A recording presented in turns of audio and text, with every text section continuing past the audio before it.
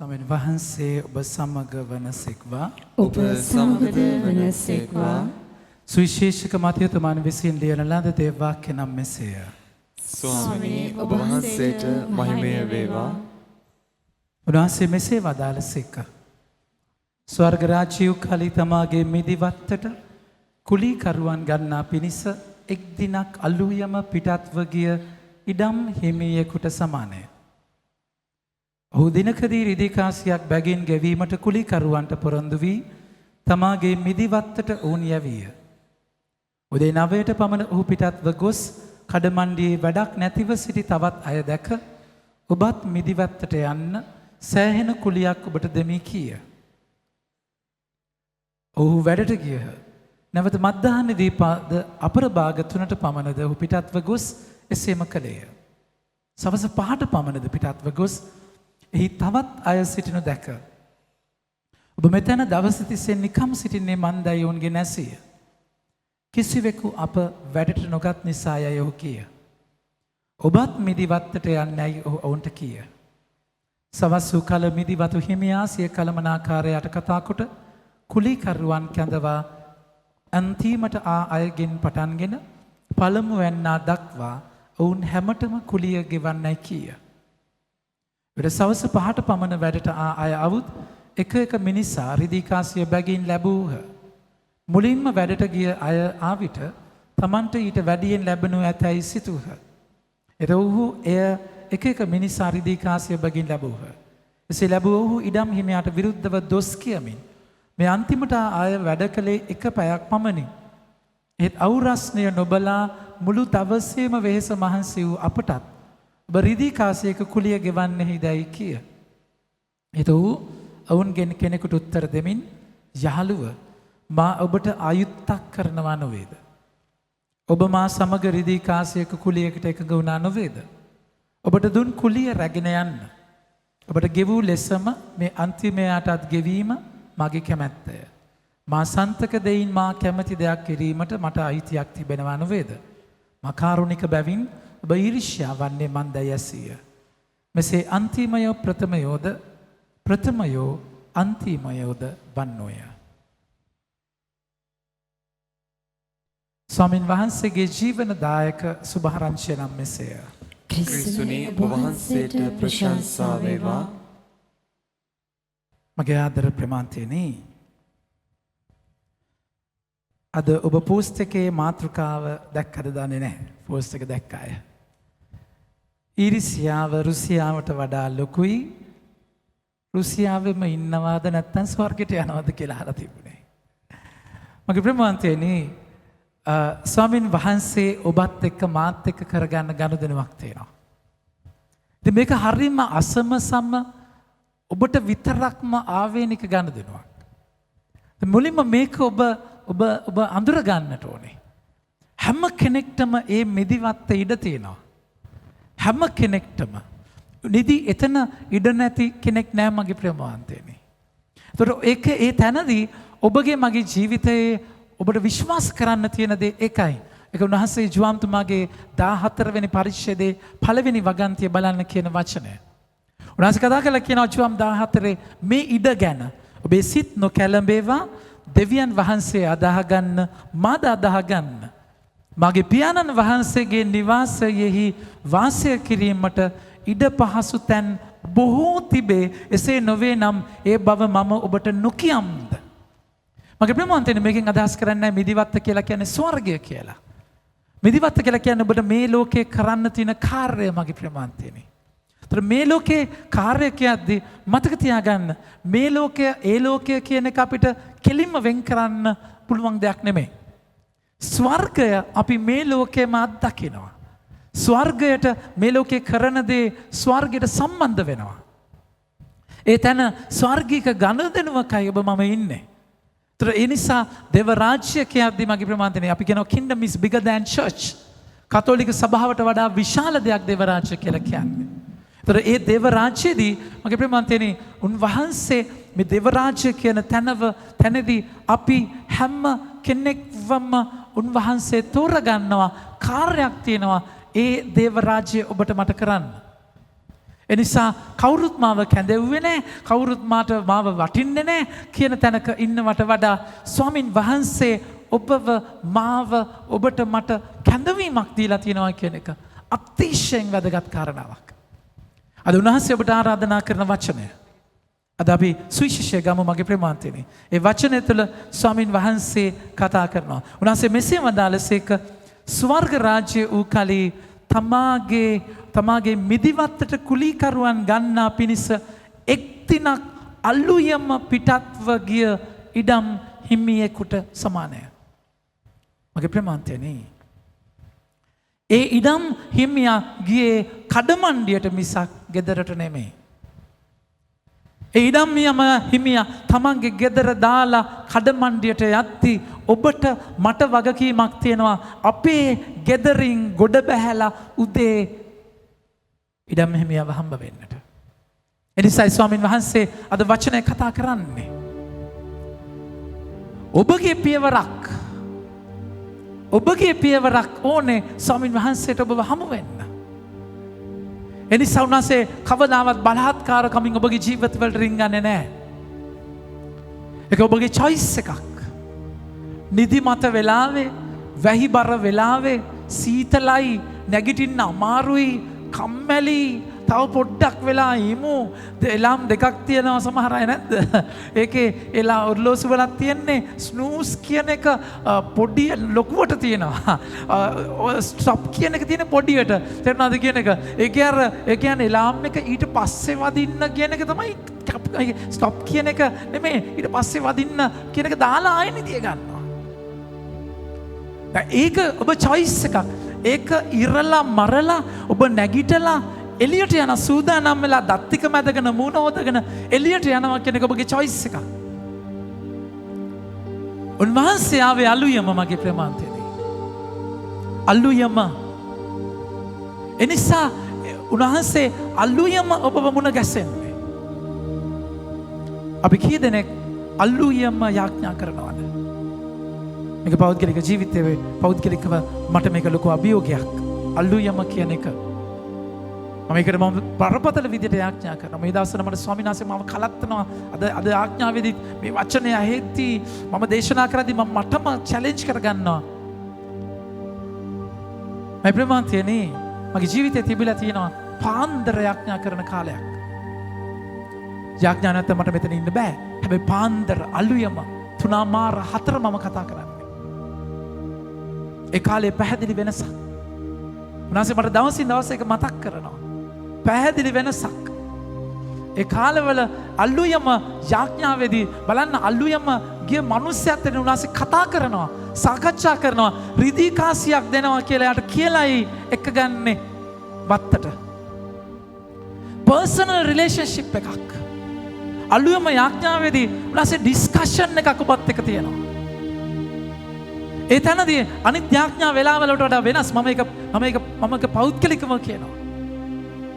උන්වහන්සේත් එක්ක දයාබරව උන්වහන්සේ මට කතා කරනවා. උන්වහන්සේ මාත් එක්ක උන්වහන්සේ ගමන යනවා. හැබැයි උන්වහන්සේ මට මේ අඩුව දවසින් දවස ප්‍රෙස් කරනවා. අද මම ෆාදර්ට කතා කරද්දී ඔන්ලයින් බයිබල් ස්ටඩි එක ගැන කතා කරද්දී ෆාදර්ගෙන් ඇහුවා ෆාදර් කොයි වෙලාවෙද හොඳ ලේසි? උදේද, හවසද, රෑ 9ට වගේ දාගමුද කියලා අහද්දී මම කිව්වා හැම පැත්තෙම ජේසුස් මාව කොනිටනවා මේ දවස්වල. ෆාදර් කතා කරලා කියනවා ෆාදර් මට ඕන වෙලාවක්. මම නැගිටින්නේ 3:00ට. ඒ නිසා පාන්දර වුණත් මට ප්‍රශ්නයක් නැහැ. හැබැයි ෆාදර්ස්ලා ඒ වෙලාවට නැගිටින්නේ නැහනේ. හවස හොඳයි නේද? අපි කියනවනේ අපි ෆාදර් ඕන තරම් රෑ ප්‍රශ්නයක් නැහැ. හැබැයි උදේ නැගිටින්න එක තමයි අමාරු. මගේ ප්‍රේමාන්තයනි නමුත් මෙතන තියෙන විශේෂත්වයක්. අතිශයින් විශේෂත්වයක්. මට ඒක මිස් වෙච්ච විශේෂත්වයක්. මම මේක විඳපු කෙනෙක්. හැබැයි මම අද කරන්නේ නැති කෙනෙක්. පාන්දර 4ට මම නැගිටින්නේ නැහැ. නිදාගත්තීම සමහරලාට 2-3 වෙන නිසා. මගේ ප්‍රේමාන්තයනි එතනදී මේක මම ෆයිට් කරනවා. මම මේක ඔබට කියන්නේ මම මේ යාඥා කරා. මේක ෆයිට් කරනවා. මම දේශනා කරන්නේ මටමයි. මට කරගන්න බැරි. නමුත් එතනම් පැහැදිලි වටිනාකමක් අදත් සුවිශේෂ කතා කරලා කියනවා අල්ලුයම ස්වාමින් වහන්සේ යන්නේ අල්ලුයම හමු වෙන්න. අනිත් කිසිම සේවකයෙක් එක්ක ගෙවන මුදල සාකච්ඡා කරේ නැහැ. අලුයම සාකච්ඡාව වෙනස්. මගේ ප්‍රමාන්තනේ ඒක දවස ආරම්භයේදී මල් පිපෙන්න ගන්නේ උදේ ලස්සනට පිපිලා තියෙන මල පිපෙන්න ගන්නේ පාන්දර 4ට විතර. සබහා දහම තුලම මේක සිස්ටම් එකක්. මේක අපි සබහා දහම එක්කම දෙවෙනසේ මවපු මැවිල්ලත් එක්කම අපි පිපිදෙන තැනක්. උත්සාහ කරමු. මාත් උත්සාහ කරනවා. මම try කරනවා මේකට මගේ ප්‍රමාන්තනේ. එනිසා ඔබ මේ දේ කරනවා නම් ඔබ මේ දේ දන්නවා. වෙනස් අල්ලුයම යාඥාව. රාත්‍රී යාඥාවේදී අපි කරන්නේ ස්තුති කරනවා. හරි. උන්වහන්සේත් කතා. හැබැයි දවස පටන් ගත්තා උන්වහන්සේත් එක්ක. කවුරුත් නොනැගිට තැනක කාත් එක්කත් ගනුදෙනු කරන්න බැරි තැනක ඒ වෙලාවට කවුරුත් කෝල් කරන්නේ නැහැ නේ. 4ට විතර කෝල් කරනවා. නෑ එහෙම නෑ. රෑට තමයි කෝල් කරන්නේ ඔක්කොම. දවල්ට තමයි 5. නමුත් ඒ වෙලාව ජේසු කියන්නේ වැඩ කරපු කෙනෙක් මගේ ප්‍රමාතනේ. ජේසු පැහැදිලිවම වැඩ රාශියක් කරපු කෙනෙක්. කන්න වෙලාවක් තිබ්බේ නැහැ. නිදා ගන්න වෙලාවක් තිබ්බේ නැහැ උන්වහන්සේට. බයිබලේ ඕන තරම් සාක්ෂි තියෙනවා. මාර්කේ 35 බලන්න. මාර්කේ 35 උන්වහන්සේ කතා කරලා කියනවා. හිරුදාවට බොහෝ කලින් උන්වහන්සේ වවදිව හුදකලා තැනකට ගොස් එහි යාඥා කරසේක. ඇයි හිරුදාවට බොහෝ කලින් උන්වහන්සේ අවදි වෙන්නේ? 32 වෙනි වගන්තිය බලන්න. 33 වෙනි වගන්තිය මාර්කේ 33. නුවරවැසි මුළු ජනතාව දොරකඩ රැස්වූහ.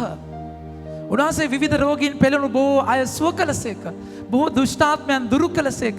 තමා කවරෙක්දයි දුෂ්ටාත්මයන් දැන සිටි බැවින් උන්වහන්සේ උන්ට කතා කරන්නට ඉන්න දුන්සේක. එකයි හිරුදාට බොහෝ කලින් උන්වහන්සේ අවදි වෙන්නේ. මොකද උදේ බලද්දිත් ආයිසන ගැවිලා.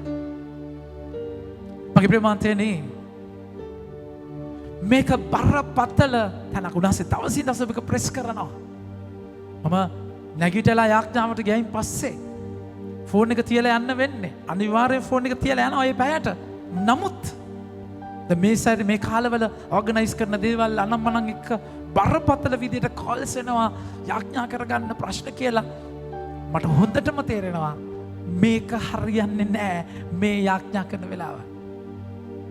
මගේ ප්‍රමාන්තනේ අද සුවිශේෂ ආරම්භයේදීම ස්වාමින් වහන්සේ ගොඩ බැහැලා අලුයම එන්නේ. අලුයම ඇවිල්ලා අලුයම කඩමණ්ඩියේ බලාගෙන ලෑස්ති වෙලා ඉන්න මූණකට හොදගෙන ලෑස්ති වෙලා ඉන්න අයව සාකච්ඡා කරනවා. සාකච්ඡා කරලා රිදී කාසියක් දෙන්න පොරොන්දු කරගෙන එක්කගෙන යනවා. මේක හරිම ලස්සන තැනක්. අපි කියනවා we get up and pray. Get up and pray and get up to pray. නැගිටලා යාඥා කරනවා. ඒක තමයි මම ඉන්නේ. හැබැයි එහෙම තැනක නෙමෙයි ඉස්සර හිටියේ. මගේ ප්‍රමාන්තනේ ඉස්සර පාන්දර 4ට 3 මාට නැගිටිනවා මම. මම මේක පාපොච්චාරණයක් කරන්නේ. මගේ ප්‍රමාන්තනේ ඒක මදි. දැන් මේ කරන දේ මදි. ඒක අඩුවක්. එනිසා මම යාඥා අපි මෙතනට යන්නම ඕනේ. බොරුවට මම කියන්නේ මම යාඥා කරන්න කියන්න ඕනේ නැහැ. මම කරන්නේ නැතු. එනිසා එතනට යමු අපි. ඒක අනිවාර්යෙන් විශේෂිත දෙයක්. බයිබලයේ පුරාවටම අල්ලුයම ස්වාමීන් වහන්සේගේ ගනුදෙනුව වෙනස්. කිසිම කෙනෙක් නැති තැන ඔබ මුල්ම වෙලාව නෑඹුල් ඵලය ගහක මුල්ම ගෙඩිය උන්වහන්සේට දෙනවා වගේ. මගේ ප්‍රමාන්තනේ මේ නෑඹුල් කුළුඳුල් වෙලාව ඒ වෙලාව හරිම ෆ්‍රෙෂ්. ඒ වෙලාව කිසිම දෙයක් නැහැ. ඔබ හරි නින්දකට වැටුණයින් පස්සේ මනස හරිම නිස්කලංකයි. ඔබගේ ඉමුන් සිස්ටම් එක හරිම ඒක මුළුම ශරීරයේ මැරිච්ච සෛල හැදෙන්නේ ඒ වෙලාවේ නිදි මරනවා කියන එක අතිශයින් භයානක දෙයක්. වෛද්‍ය විද්‍යාවටත් අනුව. මම කතා කරන්නේ මේ පැත්තක් නෙමෙයි. මම කතා කරන්නේ පැය දෙකක් හරි පැයක් නිදියකනත් කමක් නැහැ. අල්ලුයම නැගිටින්න. අපිට ප්‍රමුඛ වෙන්නේ නිදිය ගන්න වෙලාව. ඊට වඩා යාඥා වෙලාව වැදගත්. එනිසා මගේ ප්‍රමාන්තනේ මේ තැන ස්වාමින් වහන්සේ දයාබරව හොයාගෙන යනවා. අපි දුනාසගේ වචනේ ගමු. දුනාසගේ වචනේ කතා කරලා කියනවා බලන්න කුලීකරුවන් ස්වර්ග රාජ්‍යය කලේ තමාගේ මිදිවත්තට කුලීකරුවන් ගන්නා පිණිස එක් දිනක් අලුයම පිටත්ව ගිය ඉඩම් හිමියෙකුට සමාය. එක් දිනක් අලුයම යන්නේ. උන්වහන්සේගේ සර්ප්‍රයිස් එකක්. උන්වහන්සේ ඔබව කැඳවන වෙලාව සර්ප්‍රයිස් එකක්. හැමදාම ගිය තැනක් නෙමෙයි. එක දවසක් එනවා උන්වහන්සේ ඔබට අත තියන. ඔබ දවස ගානේ ඔබ දන්නේ ඒ දවස කවදාද කියලා. යාඥාවට ඔබ පුරුද්දක් විදිහට යා යුතුයි. පුරුද්දක් විදිහට යනකොට තමයි උන්වහන්සේ ඔබව අල්ලන්නේ, ඔබට අත තියන්නේ එක මොහොතක මහ පුදුම විදිහට. මගේ ප්‍රමාන්තයනේ මේ තැන ඔබ පුරුදු වෙන්න. ඒ කියන්නේ ඒක ඔබ පුරුද්දක් විදිහට කරගෙන යද්දී හැමදාම අම්මා ජේසුව හම්බ වෙලා මාර නෑ. ඔබ ඒක හුරු වෙද්දී, ඒක පුරුදු වෙද්දී, ඒ ගමනේ ඔබ යන්න පටන් ගද්දී ඊපස්සේ එක විදිහට ඔබට කතා කරනවා. එක විදිහට ඔබ මෙහෙවනවා. එක් තිනක් අලුයම යද්දී මේ කුලිකාරයන්ව හම්බ වෙනවා. ඔබ දැනගන්නට මේ පසුබිම මගේ ප්‍රේමාන්තයනේ. ඒ වෙනකොට පලස්තීනය රෝම යටත් විජිතයක්. ධනවත් දුප්පත් කැප් එක ගොඩාක් වැඩි. ගොඩාක් අයට රස්සාවල් තිබුණේ නැහැ. ඒ නිසා එයාලා හැම කෙනෙක්ම කවුරු රස්සාවක් හම්බ වුණොත් තමයි chance එකක් දුන්නොත් තමයි රස්සාවක් ලැබෙන්නේ. ඒතර දවසේ කුලියට ජීවත් වෙච්ච මහා අපහසුයෙන් තිබිච්ච ජීවිත දුප්පත් මිනිස්සු ගොඩාක් හිටියා. නිසා එයාලා උදේ යන්න ඕනේ chance එකක්. ඒගොල්ලන්ගේ ස්ථීර ජොබ් එකක් නෙමෙයි බලාගෙන ඉන්නවා. කවුරු හරි ලොක්ෙක් කවුරු හරි ස්වාමියෙක් ඇවිල්ලා කැඳෙව්වම යනවා. මේක තව ලස්සනම දේ මොකක්ද? ඔබගේ මගේ තියෙන නුසුදුසුකම. ස්වාමීන් වහන්සේ මට මෙහෙම කරන්න ඕනේ. ඔබ වහන්සේ මට මෙහෙමයි කරන්න ඕනේ. මම මෙහෙම කරනවා ඔබ වහන්සේ මට මෙහෙම ගෙවන්න ඕනේ. එහෙම කියන්නේ අපි කවුද? එහෙම කියන්නේ අපි කවුරුත් නෙමෙයි මගේ ප්‍රේමාන්තේ. එහෙම සත්ත පහක අයිතියක් අපිට නැහැ. උන්වහන්සේ දුන්නොත් everything is a gift. උන්වහන්සේ මට දීලා හැම දෙයක්ම මගේ සුදුසුකමකින් නෙමෙයි. හැම දෙයක්ම තෑග්ගක්. හැම දෙයක්ම තෑග්ගක්. හැබුණාසිට අපි ණයක ඇති සුදුසුකමකින් නෙමෙයි. මගේ ප්‍රේමාන්තේනි මෙතන මහා කැබරු ලස්සන තැනක්. මෙතන සමහර අය කියනවා කවුරුත් අපිව තෝරගත්තේ නැහැ. එහෙම තැනක අපිව වටින්නේ නැහැ අනිත් අයට. අපිව වටිනාකම වෙනස්. ස්වාමින් වහන්සේ තෝරලා එතන අලුයම ඉන්න අයගෙන් කට්ටියක් ඉන්න කට්ටියක් යන්න කියලා කිව්වේ නැහැ. ඉන්න ඔක්කොම වෙක්කන් ගියා. මිදිවත්තට සේවකයෝ, ඒ කියන්නේ මිදිවත්තේ වැඩක් තියනවා කරන්න. ඊට වඩා ස්වාමියාගේ දැක්ම, ඒකයි උන්වහන්සේ ඒ ස්වාමියාගේ විශේෂත්වය 9ට යනවා, 12ට යනවා, 3ට යනවා, 5ටත් ගිහිල්ලා එන්න කියනවා. ඒ කියන්නේ ලොකු බල්ක් එකක් මිදි ලොකු ලොට් එකක් පිටරට පටවන්න මේ සේවකයෝ මදින්න නෙමෙයි. 6ට වැඩ නතර කරනවා. ස්වාමියාගේ අවශ්‍යතාව මිදිවත්ත වගේම උන්වහන්සේට ඔබව වැදගත්. ඒ මිදිවත්තයි සේවකයයි වෙන් කරන්න බෑ. ඒ මිදිවත්තේ තේරුම තියෙන සේවකයාත් එක්ක දේව රාජ්‍යයේ අර්ථය තියෙන ඔබගේ ජීවිතයත් එක්ක.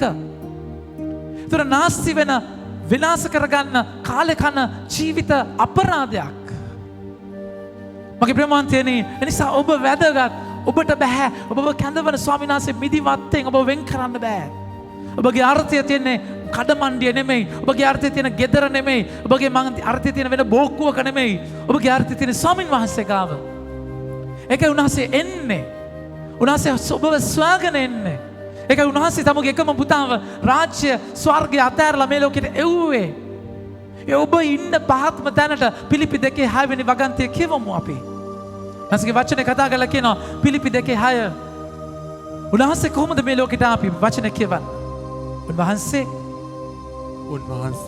දෙවියන් වහන්සේගේ ස්වරූපය දැරූ නමුත් දෙවියන් වහන්සේ හා සමානත්වය තමන් විසින් බදාගෙනම තබාගත යුතු වස්තුවක් යැයි නොසිතා තමන් වහන්සේම ත්‍යාජ කර ගනිමින් වහලෙකුගේ ස්වරූපයක් ගැන අප හා සමාන මිනිස් කෙනෙක් වූසේක. මගේ ප්‍රේමාන්තනේ උන්වහන්සේ අප හා සමාන මිනිස් දේව රාජ්‍ය ස්වර්ගය අතහැරලා දේවත්වයේ අතහැරලා අපි පහළට එනවා. ඒ ඔබව තෝරගන්න. උන්වහන්සේ නාසරත් ගෙදර අතහැරලා එනවා මතෙව් ගාවට, සකේවුස් ගාවට, පේතුරු ජුවම් ගාවට, ඇන්ඩ්‍රු ජාකොබ් ගාවට. එතනට ඇවිල්ලා කැඳවන්නේ. උන්වහන්සේ තමගේ සුඛිත මුදිත තැන අතහැරලා ඔබගේ ජීවිත තත්ත්ව වලට එනවා. මොකද උන්වහන්සේ දන්නවා අපිට එතනට යන්න බෑ. අපිට එතනට යන්න ශක්තියක් නැහැ. අපිට යන්න පුළුවන් පුංචි පියවරයි. එයින් එහා අපි දුබලයි. ඒ නිසා උන්වහන්සේ ඔබ මාව සොයාගෙන එන්නේ. එතකොට මේ මිනිස්සයා උදේ නැගිටලා බලාපොරොත්තුවකින් තමයි ඒ සේවකයා කඩමණ්ඩියට එන්නට ඕනේ. හැම දවසක්ම බලාපොරොත්තු වේ දවසක්. මට අද ජොබ් එකක් හම්බ වෙයි. අද මට කුලියක් ලැබෙයි. අද මට තැනක් ලැබෙයි. හැම දවසක්ම බලාපොරොත්තු වේ දවසක්. ඒක උන්වහන්සේ රෝම 8 වෙනි පරිච්ඡේදයේ 26 වෙනි වගන්තිය කතා කරලා කියන්නේ. රෝම 8:26 උන්වහන්සේ කතා කරලා කියන වචනේ බලන්න. මගේ ප්‍රමාන්තයනේ උන්වහන්සේ මේ බලාපොරොත්තුව මොකක්ද? අප ගැලවීම ලබා ගත්තේ සමාවෙන 24 වෙනි වගන්තිය පුතේ 24. අප ගැලවීම ලබා ගත්තේ බලාපොරොත්තුව කරන කොටගෙන. ඒ කියන්නේ මොකක්ද? බලාපොරොත්තුවක් මට දෙයක් ලැබෙයි.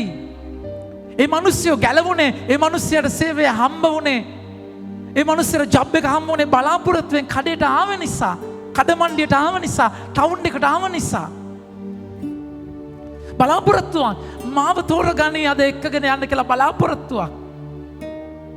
මගේ ආදර පුතේ දේ ප්‍රේමාන්තයනේ. අද අපි නැගිටින්න ඕනේ බලාපොරොත්තුවක් එක්ක. දවස පටන් ගන්න ඕනේ බලාපොරොත්තුවක් එක්ක. ජීවිතේ අත ගහන හැම දෙයකදීම බලාපොරොත්තුවක් එක්ක. උන්වහන්සේ මාව හොයාගෙන එනවා. මට උන්වහන්සේව හම්බ වෙනවා කියන බලාපොරොත්තුවක්. අතාරින්නට එපා. ඔබ පොසිටිව් වෙන්නට ඇති. ආදරය කරන අය පොසිටිව් වෙන්නට ඇති. හුස්ම නැතිව ඇති. වේදනාවේ පිරීලා ඇති. කර කියා ගන්න දෙයක් නැතුව ඇති. හැබැයි බලාපොරොත්තුව අතාරින්න එපා. ජේසු is a God of surprises. උන්වහන්සේ ඔබව පුදුම කරවනවා. පුදුම කරවන ස්වාමීන් වහන්සේ කෙනෙක්. හැබැයි ඉන්න වෙනවා. ඒකයි අපි ගැලවීම ලබා ගත්තේ බලාපොරොත්තුව කරනකටගෙන පෙනෙනද ගැන බලාපොරොත්තුවක් නෙමෙයි. පේන්නේ නැහැ ඔබට. ඔබට තේරෙන්නේ නැහැ, වැටහෙන්නේ නැහැ. හැබැයි මොනවා හරි කරනවාමයි මගේ ජේසු අනිවාර්යෙන්ම.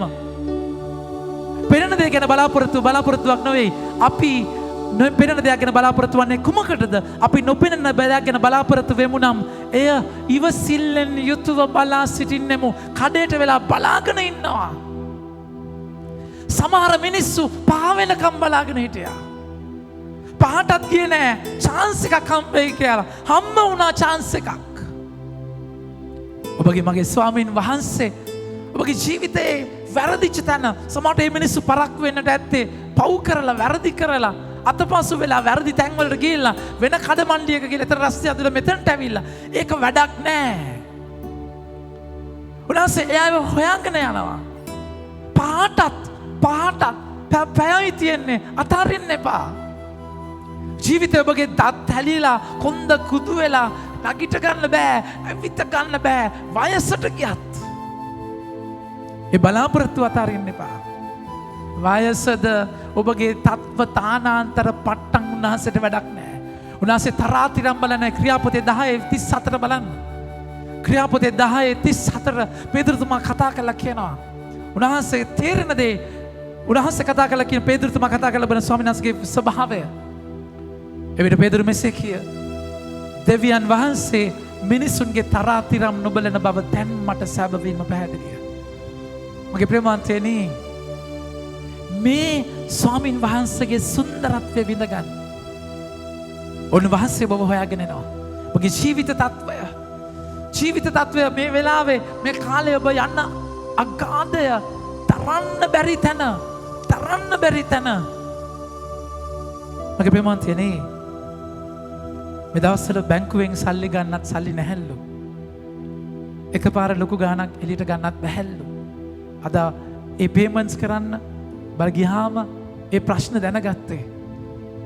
තමුන්ගේ account එකේ සල්ලි withdraw කරන්න සමහරට බැරි තැනක. ඒ තරමට මිරිකිච්ච තැනක රට ඉන්නේ. මිනිස්සු කර කියා ගන්න දෙයක් නැති තැනක. හෙට මොකද වෙන්නේ? මොනවද කරගන්න දෙයක් නැති තැනක. මගේ ප්‍රේමාන්තයනි ජේසුව දන්න ඔබ උන්වහන්සේ පාච්චල් කරන්න එපා. ඔබගේ පර්ස් එකේ විතරද සල්ලි තියෙන්න ඕනේ. ඔබගේ account එකේ විතරද සල්ලි තියෙන්න ඕනේ. තාත්තා ඔබ අයිති උන්වහන්සේට නම් උන්වහන්සේගේ දරුවෙක් නම් තාත්තා ඔක්කොම පුතාගේ අතට දෙනවද? ජීවත් වෙන්න අධිකාරී බලයක. හැබැයි ඒක ඒ අධිකාරී බලයෙන් නිකන් ටයිටල්ස් වල පට්ටම් වල උපැන්න සාතිකේ උපන්න සාතිකේ මේ ක්‍රිස්තියානි සාතිකේ පවුල් පොතේ නෑ හොඳේ. පවුල් පොත ලස්සනට හොඳට තියාගන්න. ඒක මේ පවුල් පොත නැත්තම් අපිට පාඩු වෙන්නේ. නැද්ද? හැබැයි එතන නෙමෙයි තියෙන්නේ. රිලේෂන්ෂිප් එකේ. රිලේෂන්ෂිප් එකේ. හරි අපි දවසක් කතා කරේ දවල්ට කඳ නැගලා පුරුද්දක් විදියෙන් කඳ නැගපු මිනිස්සයාට කළුවර වටුනාම ඒක ප්‍රශ්නයක් නෙමෙයි. කඳ පැත්ත පලාතක යන්නේ නැතුව තැන්නෙම හිටිය උන්ට මොකද වෙන්නේ? කළුවර වටනම නන්නතර මොන කඳුද? යාඥාවේ පුරුදු වෙච්ච අයට ජීවිතේ උන්වහන්සේ දාවිද් සිංහයෝ එද්දී වලස්සු වෙද්දී වෘකේ එද්දී සටන් කරලා ස්වාමීන් වහන්සේගේ සරණේ අධ්‍යක්ෂ ගීතාවලියේ 23 අධ්‍යක්ෂ දාවිද් ගොලියත් ඉස්සරහා ප්‍රශ්නයක් උන්නේ නැහැ. මගේ ප්‍රමාන්තනේ මේක හුරු වෙන තැනක්, පුරුදු වෙන තැනක්, ජීවිත ක්‍රමයක්, සිස්ටම් එකක්. හැබැයි ඔබ නැගිටලා අලුයම නැගිටලා කඩේට යන්න ඕනේ. එක එක්කිනාට කඩේ යන්න නෙමෙයි. ස්වාමින් වහන්සේ හම්බ වෙන්න කඩ මන්දියට යන්නට ඕනේ. මිනිස්සුන්ට කඩේ ගිහිලා කරගෙන කාලේ ඉවරයි. කඩේ යවන මිනිස්සුන්ට නැති කාලයක් දැන් ඇවිල්ලා තියෙන්නේ. මගේ ප්‍රේමවන්තයනි, ඒ නිසා උන්වහන්සේව හම්බ වෙන්න කඩේ යන්න. මිනිස්සුන්ට කඩේ යන්නේ නැතුව. එතන උන්වහන්සේ හම්බ වෙනවා. ඒ බලාපොරොත්තුෙන් ඉන්න. අද කන්න නැහැ. අද රැට උයන්න දෙයක් නැහැ. අඬන්න එපා. අඬන්න එපා මගේ ප්‍රේමවන්තයනි. නැහින්න එපා. ස්ථීරව ඉන්න. හැබැයි ඔබ නැගිටින්න. උන්වහන්සේ හම්බ වෙන්න යන්න. මේක ජීවිතේ කනෙක්ෂන් එකේ තියෙන මනුස්සයට මන්න අහසෙන් දුන්න ස්වාමින් වහන්සේ, හොරේ පර්වතයෙන් ජලය දුන්න ස්වාමින් වහන්සේ, රාත්‍රී හවස වටුවේ වූ ස්වාමින් වහන්සේ බලා ගන්න නැද්ද ඔබව? මහා පුදුම දෙයක් ඔබගේ ජීවිතේ වෙනවා. මගේ ප්‍රේමවන්තයනි, මහා පුදුම දෙයක්. එනිසයි ඒ ආදරේ සුන්දරත්වය, ඒ ආදරේ විඳ ගන්න අද වචනේ කතා කරලා කියනවා. අපි හැමෝම කියමු. දෙවනි වගන්තිය සිට අපි කියවගෙන යමු. ඔහු දිනකට රිදී කාසියක් පැකින් ගෙවීමට කුලී කරුවන්ට පොරොන්දු වී තමාගේ මිදිවත්තට ඔවුන් යැවීය. උදේ 9ට පමණ ඔහු පිටත්ව ගොස් කඩමණ්ඩියේ වැඩක් නැතිව සිටි තවත් අය දැක ඔබත් මිදිවත්තට යන්න, සෑහෙන කුලියක් ඔබට දෙමී කීය. මගේ ප්‍රේමවන්තයනි, 9ට ඉන්න අයට ගාන කියන්නේ නැහැ. අරගොල්ලන්ට කියනවා රිදී කාසියක් කියලා. ඇත්තටම රිදී කාසියක් නෙමෙයි ගාන, ඩිනාරියස් කියන අගය. ඩිනාරියස් කියයි සිල්වර් කොයින් කියන එක අතර වෙනසක් තියෙනවා. ඒ ට්‍රාන්ස්ලේෂන් එකේ ප්‍රශ්නයක්. සාමාන්‍ය මිනිස්සුන්ට රිදී කාසියක් හම්බ වෙන්නේ නැහැ. ඒක ලොකු අගයක්. රෝම සොල්දාදුවෙක් දවසට ලැබුණ රිදී කාසියක්. යකි පඩිය. ඉතින් මේ මිනිස්සුන්ට එච්චර ලොකු දෙයක් හම්බෙන්නේ නැහැ. ඩිනාරියස් එක තමයි ඒ කාලේ පාවිච්චි වෙත මුදල් වර්ගය. ඒක ගාන කියලා ගන්නවා. අනිත් අය කියනවා මම මොකක් කර දෙන්නම්. ඒගොල්ලෝ බලාපොරොත්තු වෙයි. මොකද ඒගොල්ලෝ මොනවා හරි නාස කරයි කියන බලාපොරොත්තුෙන් යන්නේ. මගේ ප්‍රේමවන්තයනි, මේ තැන 9ට යනවා. දැන් කියවගෙන යමු වචනය. ඔහු වැඩට ගියහ. නැවත මධ්‍යහනේදී අපරභාග 3ට පමණ ඔහු පිටත්ව ගොස් එසේම කළේය. සවස 5ට පමණද පිටත්ව ගොස් එහි තවත් අය සිටිනු දැක. බලන්න මෙතන හරි ලස්සනයි වචන. සවස 5ට පමණද පිටත්ව ගොස් එහි තවත් අය සිටිනු දැක ඔබ මෙතන දවස තිස්සේ නිකම් සිටින්නේ මන්දයෝන්ගෙන ඇසිය. මගේ ප්‍රේමවන්තයනි, මේක බලන්න යාගේ සිත. ස්වාමීන් වහන්සේගේ සිත අහන්නේ ඇයි ඔබ නිකන් ඉන්නේ? අර මිදිමත්තේ වැඩ නෙමෙයි මුඛ්‍යම්. ඒ වැඩ නෙමෙයි වැදගත්. ඔබ නිකන් ඉන්නේ ඇයි? මේ තමයි ස්වාමීන් වහන්සේගේ සිත. උන්වහන්සේ දේව රාජ්‍ය හැදුවේ, දේව රාජ්‍ය ඔබට තැනක්, අසම සම විශේෂිත තැනක් තියෙනවා. උන්වහන්සේ කැමති නෑ මගේ ප්‍රේමවන්තනේ ඔබ කාලකන්ණි වෙනවට, නිකන් ඉන්නවට, නිකන් ඔය රස්තියාදු ගන්නවට, ඉන්නම් වාලේ ඉන්නවට. උන්වහන්සේගේ අරමුණ දේව රාජ්‍යයක් තියදී ඔබගේ රාජ්‍යයේ බිත්ති බැඳ ඉන්න, චිමිනි බැඳ ඉන්න අපරාධයක්. ස්වාමීන් වහන්සේගේ කාර්යයක් තියෙනවා. ඇයි නිකන් ඉන්නේ? උන්වහන්සේගේ අරමුණක්. උන්වහන්සේ අපට ලෑස්ති කරපු දෙයක්. ඒක කරන්නේ නැතුව වෙන හැම දෙයක්ම නිකන් ඉනීමක්. ඒගොල්ලෝ නිකන් ඉන්නවා කියලා නිකම්ම ඉන්නේ නැතුව ඇතින් නැද්ද? කඩේට වෙලා බීඩියක් උර නැද්ද? ඕපදූපයක් කරන කාඩ් අතක් ගහ කැරම් ගහ ඉන්නේ නැතිනේ නැද්ද? ඒකත් වැඩක් නේ. නෑ මේ නිකන් ඉන්නේ ඇයි? නමුත් ස්වාමීන් වහන්සේ ඉස්සරහා මේක නිකමක්. ඒක නිකමෙක් වැඩක් නෑ. මගේ ප්‍රේමාන්තනේ ඒකයි උන්වහන්සේ පහට එන්නේ. උන්වහන්සේ පහට එන්නේ. උන්වහන්සේට මගේ ප්‍රේමාන්තනේ උන්වහන්සේට ඕනේ. ඒ කියන්නේ හරි. එතකොට මේ මිනිස්සු 4:45ට නේද? 4:45ට හිතුවා නම් වැඩන්නේ අද දවස ඉවරයිනේ. ඉවරයි. මුළු දවසම ඉවරයි අපරාධේ කියලා අතහැරලා ගියා නම්. අතහැරලා ගියා නම් අපරාධේ. ඔබගේ ගෙවිච්ච ජීවිතය පාපයත් එක්ක ඔබ නාස්ති කරපු තැන, ඔබගේ අතීතය වැරදිච්ච තැන ගැන දඟලන්න එපා. ඔබ දන්නව නේද? උන්වහන්සේ පහට ගිය අයට අතරිදී කාසියක් දුන්නා. එකම දේ උන්වහන්සේට ඔබගේ අතීතය අනාගතය වර්තමානයේ අයිති. එනිසා ඔබගෙන් මිස් වෙච්ච දේ මම මෙච්චර නාස්ති කරා, මම මෙච්චර අපරාධේ, මේක අපරාධයක් මගේ කාලය නෑ. අපරාධේ ඔබ උන්වහන්සේට දුන්නේ නැත්තම් ඔබ නාස්ති කරගත්ත ජංක් එකම, ඒ විනාශ කරගත්ත ඒ හැම හැඩි වෙච්ච කුණු ගොඩක්ම උන්වහන්සේගේ අතට තියපු ගමම්ම ඒ අතේ ඒ පූප වැඩි වෙනවා. ඒ අතේ ඒ ප්‍රාතිහාර්ය ඇති වෙනවා. ඒ අතේ මලමිනි නැගිටිනවා මගේ ප්‍රේමවන්තයනි. අල්ෆාව ඔමේගාව උන්වහන්සේ, කාලේ පරාසය උන්වහන්සේගේ. යකා තමයි ඔබ වැදලා දාන්නේ අතීතයට. යකා තමයි වෙච්ච දේ පෙන්න අයියෝ අපරාධේ කිය පස්ස බලන තැනකට යන්නේ. නගුලට අත තියලා පස්ස බලන්න ඕනේ නැහැ. අත තිබ්බනම් අත තිබ්බමයි මගේ ප්‍රේමවන්තයනේ. මේක උන්වහන්සේගේ විදියක්. එනිසා අද වෙනකන් නාස්ති වුණාද?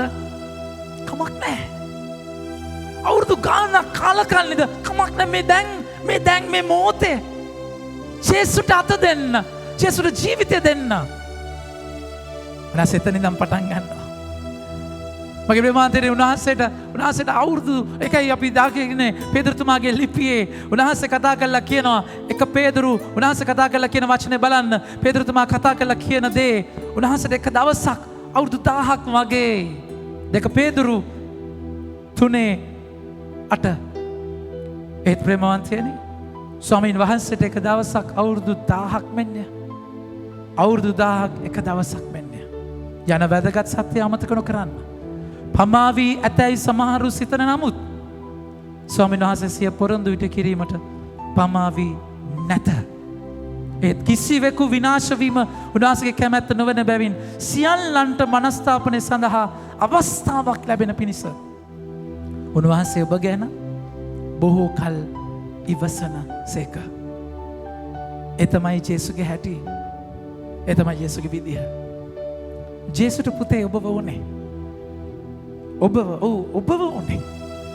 දූ ජේසුට ඔබව ඕනේ. මේ ඔබට ඔබව ඕනේ. වෙන කාමත් නෙමෙයි, ඔබව ඕනේ. හරි වැරදිච්ච ඔබව, වරද්දගත් ඔබව ජේසුට ඔබව ඕනේ. ඔබවයි ඕනේ. ඒක මහ පුදුම ආදරයක්. ඒකයි මේක හිතා ගන්න බැරි දෙයක්. තරහා ගන්න බැරි දෙයක්. එනිසා කනස්සලු වෙන්න එපා. මනස්ථාප වෙන්න. මනස්ථාප වෙන්න ජේසු ගාවට යන්න. කනස්සලු වෙන්න අපරාධේ නෑ. උන්වහන්සේ බලාගෙන ඉන්නවා. හවස 5ටත් ඇවිල්ලා වචනේ කතා කරලා කියනවා බලන්න. ඔබ මෙතන මොකද නිකන් ඉන්නේ ඇයි? කියද්දි ඒ අය කියන වචනේ බලන්න. ඔබ මෙතන නිකන් ඉන්නේ ඇයි? කිසිවෙකු අප හැමෝම කියමු. කිසිවෙකු අප වැඩට නොගත් නිසායයි. වැඩට නොගත් නිසායයි. ඔහු කිය. ඔහු කිය. කාටත් මාව වැඩක් නැහැ. ජේසු මටත් මාව වැඩක් නැහැ. අම්මු නරක ජරා අසිත්කිත මිනිහෙක් මම. කාටත් මාව වැඩක් නැහැ. මටත් මාව වැඩක් නැහැ. මගේ පුතේ, මගේ දූ, ඔබ වටිනාකම මනින්නේ ඔබව දිහා දකින විදියෙන්ද?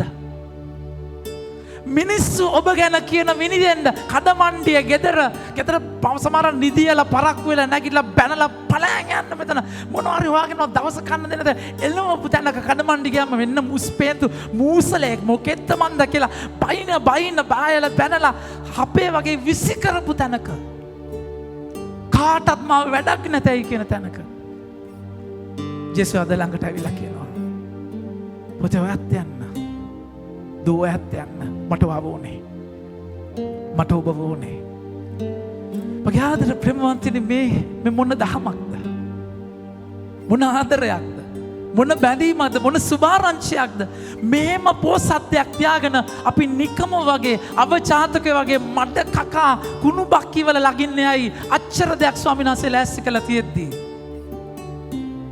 එනිසා යාඥාවේ ඉන්න කඩමණ්ඩියේ යාඥාවේ කඩමණ්ඩියේ ඉන්න ස්වාමීන් වහන්සේගේ බලාපොරොත්තුව තුළ උන්වහන්සේ එනකන් එතනටම වෙලා ඉන්න එක්කෙනෙක්ට උදේ පාන්දරම හම්බ වෙයි තව කෙනෙක් තව තැනක හම්බ වෙයි තව කෙනෙක් සෑහෙන වෙලාවක් යයි කමක් නැහැ එතන ඉන්න බලාපොරොත්තුවේ කනෙක්ෂන් එකේ ඉන්න ස්වාමීන් වහන්සේ ඔබට කතා කරන වෙලාව ඔබට හිතා ගන්න බැරි වෙයි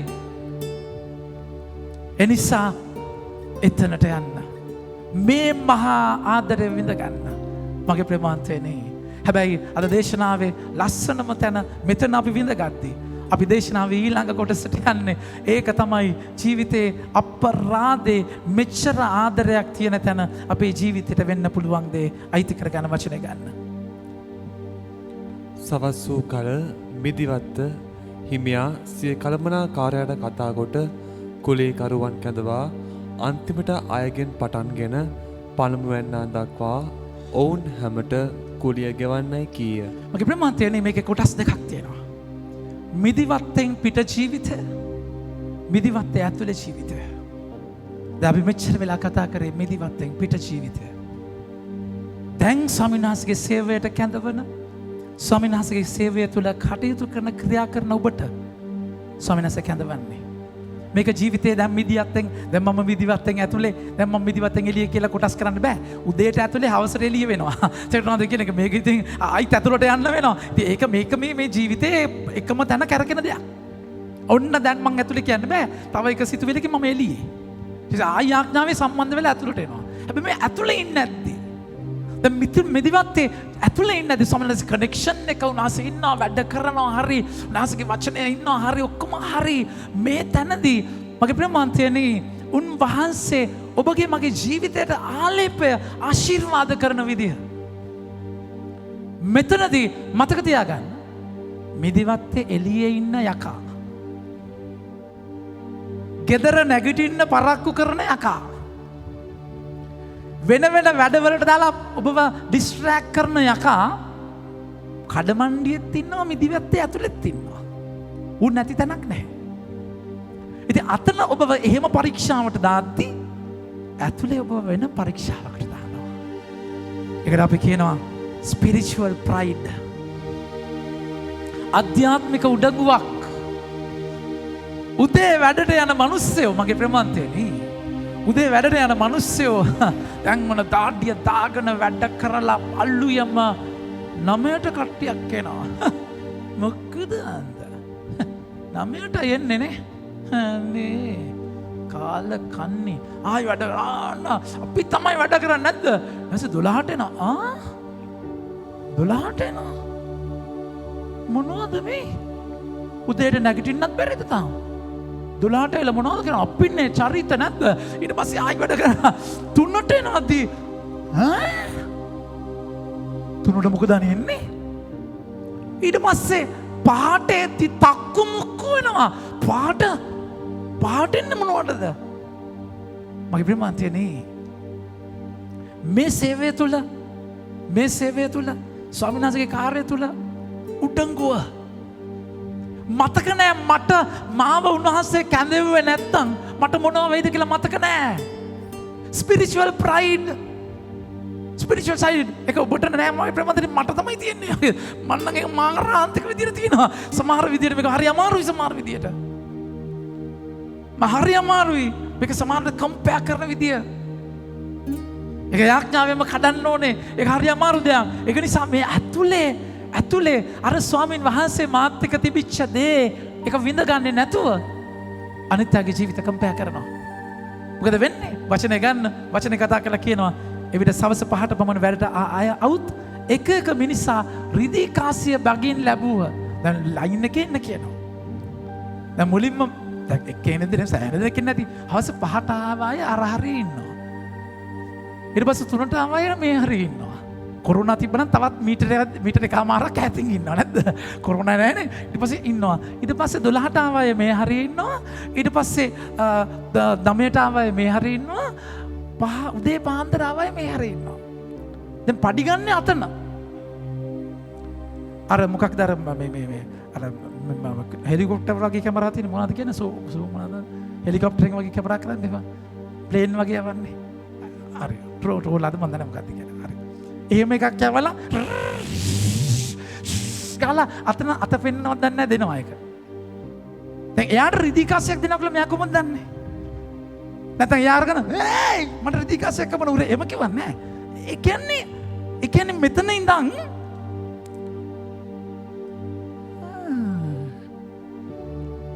ජිරාෆ්ලා වගේ බෙල්ල යන්නේ. ජිරාෆ්ලා වගේ බෙල්ල යන්නේ මොකක්ද හම්බුනේ කියලා බලන්න. ගොඩාක් වෙලාවට අපිට ප්‍රශ්නේ තියෙන්නේ මට ලැබෙන එක නෙමෙයි. අනිත් එක්කෙනාට ලැබෙන එක. අනිත් කෙනාට මොනවද ලැබෙන්නේ? දෙවියන් වහන්සේ මාත් එක්ක දෙයක් කරනවානේ මගේ ප්‍රමාන්තනේ. ඒව අමතකයි. අනිත් අයගේ ජීවිත දිහා බලන ඊර්ෂ්‍යාව. දැන් එයා දකින්න වචන ගන්න රිදී කාසියක් දෙනවා. මුලින්ම වැඩට ගිය අය ආවිට තමන්ට ඊට වැඩියෙන් ලැබෙනු ඇතැයි සිතූහ. දැන් හරි අරගලදී ආන්න විදු උදේ ඉඳන් වැඩ කරපු අයනේ. හරි උදේ ඉඳන් වැඩ කරපු අය හම්බ වෙනවා. කියලා උස්සන්න චරිත. රිදී කාසියක් මෙන්නේ මටත් රිදී කියන මම විචාර කරන්නේ අරයන් දැන් මෙතන ප්‍රශ්න තියන්නේ. මගේ ප්‍රමාන්තයනේ අරයට ඇයි රිදී කාසියක් දුන්න? එයාට කතා කරගත්ත විදියට 750ක් වගේ දීලා නෑ වාට රිදී කාසියක් දුන්නම you'll be very happy. ප්‍රශ්නේ තියෙන ඔබට හම්බුනේ රිදී කාසියක්. එයාට හම්බෙච්ච එකයි ප්‍රශ්නේ. Spiritual jealousy. Spiritual jealousy. ඒ මොහොතේ මොකද වෙන්නේ වචන ගන්න? මුලින්ම වැඩට ගිය අය ආවිත Tamanට වැඩියෙන් ලැබුණු ඇතයි සිතුවේ හේතු වූ ඒද එක එක මිනිසා රිදී කාසිය බැගින් ලැබුවහ. එසේ ලැබුව ඔහු ඉඩම් හිනයට විරුද්ධව දොස් කියමින් මේ අන්තිමට ආය වැඩ කළේ එක පැයක් පමණි. ඒත් අවු රස්නය නොබලා මුළු දවසේම වෙහෙස මහන්සි වූ අපට ඔබ රිදී කාසියක කුලියක ගෙවන්නේ හිතයි කීය. ඒ කියන්නේ අර ජොයි එක අර ප්‍රීතිය සම්පූර්ණයෙන්ම කිහිල්ලා අර කඩමන්දියේ ස්වාමීන් වහන්සේ කැඳවද්දී ආව ප්‍රීතිය ඒ වැඩ කරද්දී දැනෙච්ච ප්‍රීතිය අනිත් අයව ජජ් කරන්න යන තැනදී මෙයා ආවේ 9ට මේ 3 දෙනා ආවේ 12ට මේ 3 මේ 6 දෙනා ආවේ 6ට 3ට මේ 5 දෙනා ආවේ පහට මේක දැකපු ගමම්ම ජජ්මන්ට් එකකට ගිහිල්ලා ඔබ ස්වාමීන් වහන්සේත් එක්ක ඔබ තිබ්බ පොරොන්දුව අමතක වෙලා ඔබ හදාගත්ත මාලිගාවලට යනවා. මගේ මතනේ එක කැඩිච්ච ගමම ඔබ නන්නත්තරයි. ඒ ජොයි එක ඒ ප්‍රීතිය අතුලාන්ත ප්‍රීතිය නැහැ. ඒක උනාස කියන්නේ පුංචි ළමෙක් වගේ දේව රාජ්‍යයට යනවා කියන එක. ගියේ නැත්නම් ඔබට යන්න බෑ. මගේ ප්‍රේමවන්තනේ පුංචි ළමයාට ඒක අරයට මොකක්ද හම්බෙන්නේ? එයා දන්නේ නැහැ 5ට ආවද 4ට ආවද මෙයාට මේ නෑ චොක්ලට් කෑල්ලක් දුන්නා අරයට දුන්නා ඒක එන්ජොයි කරගෙන යනවා. ඒක ලස්සන දෙයක්. ජීවිතේ එච්චර දෙයක් තියෙද්දි ජීවිතේ කම්පයා කරන මොහොතේ ඔබ ඉවරයි. ඔබ ආඩම්බර වෙන මොහොතේ මමයි උදේ ආවේ මමයි මෙච්චර වැඩ කරේ ඒක ඉවරයි. මේක මිදිවත්ත ඔබගේ කාර්යය තව කෙනෙක්ගේ කාර්යය එතන ස්වාමීන් වහන්සේගේ සිත උන්වහන්සේ කතා කළා කියනවා බලන්න. එතකොට කෙනෙකුට උත්තර දෙමින් යාළුව රිලේෂන්ෂිප් එකක්. ඒ යාළුවේ සේවකයා නෙමෙයි කියන්නේ යාළුව. ඒකට උදේ ඉඳන් වැඩ කරද්දී ස්වාමියාව දැනගෙන කතා කරලා හම්බ වෙලා ආශ්‍රය කරලා දවල්ට කෑම කද්දී එකට කෑම කාලා මයි ප්‍රමාන්තනේ යාළුකමක් මිතුදමක් ඒ රිලේෂන්ෂිප් එක ඒක ලැබෙන පඩියට එහා ගිය සම්බන්ධතාවයක් මයි ප්‍රමාන්තනේ ඒක විඳගන්නේ නැතුව අපරාධේ ඔබගේ ජීවිතේ කම්පයා කරන්න ගත්ත ගමම්ම ඇයි කම්පයා කරන්න ගන්නේ? උන්වහන්සේව විඳින්න නැතිකම. ජෙලසි එක එන්නේ ඒකයි. උඩඟු වෙන්නේ ඒකයි. මම චූටි උන්වහන්සේ විශාලයි කියලා ඔබ යාඥාවට යද්දී ඔබ දැනගන්නවා. ස්වාමීන් වහන්සේ මට මාධ්‍ය කරා කියලා මට තේරෙනවා. ඒක යාඥාවේදී වෙන දෙයක් මගේ ප්‍රේමවන්තයනි. ඒක නැති වෙච්ච ගමන් ස්වාමීන් වහන්සේගේ ආදරේ සුන්දරත්වය දැනෙන්න නැති වෙච්ච ගමන් අපි එළිය අනිත් අය දිහා බලනවා, කම්පයා කරනවා, ආඩම්බර වෙනවා. මගේ නැති දෙයකින් මම පිම්බෙනවා. අපරාධයක් මගේ ප්‍රේමවන්තයනි. ස්වාමීන් වහන්සේ අවසානයේ කතා කළා කියනවා. මා සමග රිදිකාසේ කුලියට එකඟ වුණා නොවේද? වචනේ ඔබ දුන් කුලිය රැගෙන යන්න ඔබට ගෙවූ ලෙසම මේ අන්තිමයටත් ගෙවීම මාගේ කැමැත්තය. මා සන්තක දෙයින් මා කැමති දෙයක් කිරීමට මට අයිතියක් තිබෙනවා නොවේද? මා කාරුණික බැවින් ඔබ ඊර්ෂ්‍යා වන්නේ මන් දයසිය. මගේ ප්‍රේමාන්තියනේ රුසියාවට වඩා ලොකු ඊර්ෂ්‍යාව එතන ඉන්නවද ස්වර්ගයට යනවද? ජීවිතයේ ජේසු ඔබට දීපු දේ විඳගමු. අනිත් එක්කෙනා විඳනවා දකිද්දී සතුටු වෙමු. කම්පයා කරන එක අතාරිමු. සසඳන එක අතාරිමු. ආඩම්බර වෙන එක පැත්තක තියමු. අනිත් අයගේ අත්වලට ලැබෙන දේ නෙමෙයි. උන්වහන්සේ ගාවට ගියාම ඒ රිදී කාසිය උන්වහන්සේගේ අතට තියද්දී උන්වහන්සේ ඔබගේ අතේ තියද්දී ඔබට මතක නම් පාන්දර නැගිටලා කඩමණ්ඩියට ගාවට එනකොට මට කවුරුත් කැඳෙව්වේ නැත්තම් මට මේක අද නැහැ. ස්වාමීන් වහන්සේ මට මේක දුන්නු නිසා තමයි අද මට මේක හම්බ වෙන්නේ. අද මං ගෙදර ගිහිල්ලා අනිත් අයගේ බඩ පුරවන්නේ. ස්තුතිය ඔබ වහන්සේ මට දුන්නු දෙයට. කොච්චර ලස්සනයි මේ සම්බන්ධය. අනිත් අයගේ ජීවිතවලට එබෙන්නේ නැතිව මගේ ප්‍රේමාන්තයනේ අසාධාරණකම් ගොඩක් වෙනවා. නැති අයට හම්බ වෙනවා. වැරදි කරලා ගොඩ ගහ ගන්නවා. ඔබට නැති වෙනවා. ඒ අය සසඳන්නට එපා. ස්වාමීන් වහන්සේ ඔබව පුංචි දෙයකින් අරගෙන යනවා. ඒ දේ දිහා බලන්න ස්තුතිවන්ත වෙමු. උන්වහන්සේ ඔබව යාළුවෙක් කියලා කතා කරලා ගන්න සම්බන්ධතාවය විඳගමු. ඒ ප්‍රීතිය උගස් තියන්න දෙන්නට එපා යකාට. ඒ ප්‍රීතිය උදුර ගන්න දෙන්නට එපා යකාට. අවදියෙන් ඉඳලා ජේසුගේ අතින් දෙන දේ ජේසුගේ අතින් බාරගෙන ජේසුව විඳ ගන්න පුංචි තීරණයක් ගමු.